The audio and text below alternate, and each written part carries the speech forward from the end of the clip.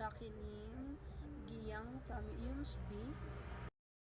Tatalakayin po natin sa video ito ang isang halimbawa ng teksong procedural at ito ay ang paggawa ng tar papel gamit ang Microsoft Publisher.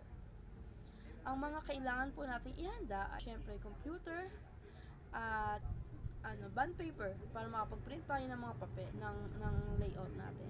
And then kailangan yung computer ay may installed na publisher, MS Publisher, para makapag-layout tayo doon ng tar papel. And eto na, usahan natin. Pero bago natin umpisahan, alamin muna natin kung ano ang ibig sabihin ng tar papel. Ang word na tar papel ay galing sa root word na tar, na ang ibig sabihin ay tarpaulin. At ang papel sa English ay paper. Sa madaling salita, tarpaulin na ginamitan ng papel. First, kailangan natin i-search dito sa search bar yung publisher. Type nyo publisher. Kaya pag na-type nyo siya, at hindi buong publisher, lalabas yung publisher dyan. And then, click nyo lang siya. One click lang. And then, pagka-click nyo, lalabas yan. Ito ang click nyo, yung blank. And then, ayan na. Meron tayong blank na papel.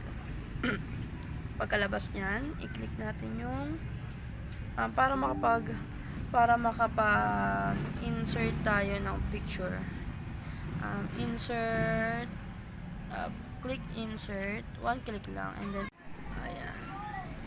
Tapos i-check nyo lang kung saan nakasave yung picture na ilalagay natin, i-insert natin. Sa akin sa downloads nakasave, kaya yung downloads ang kinlik ko. And then hanapin mo ito yung gawin kong tar papel. And then insert. Pagka insert nyan, ayan na, nandito na yung picture na kailangan kong gawing tar papel.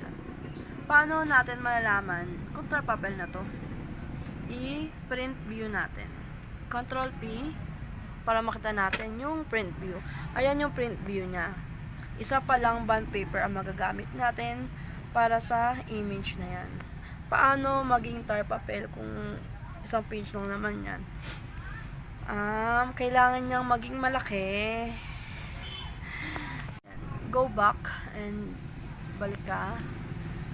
And then click page design, and then size, and then page setup. Pagpunta ng page setup, i-click lang natin kung ano, dapat alam natin kung ano yung size na gagawin natin, I mean. Ayan, sa akin ay size 60 ang gusto kong gawing para kasing laki siya ng isang 1/2 illustration board. Ayan. 60 by 50 cm. And then pagka-set natin ng size, click OK. Ayan. Malaki na yan. Tama, check natin.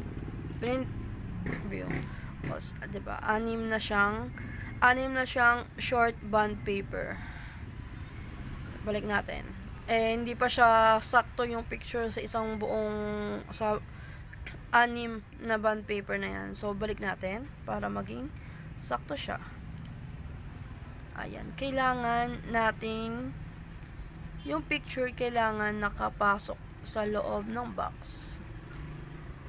Kasi yan na yung size niya Kaya kailangan natin nakapasok yung picture sa isang buong size, sa isang buong box na yan. Para sa makto. Ayan, check mo. Diba? Yan lang, ganyan lang, basic lang.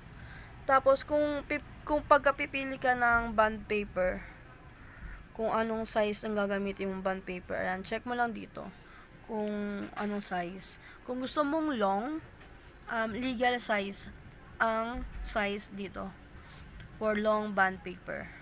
And then pag A4, ayan A4. Pagka short, letter yung gagamitin natin. Letter, ayan. Naka-print, ayan, mapiprint yan sa short bond paper. Ayan, ganyan lang.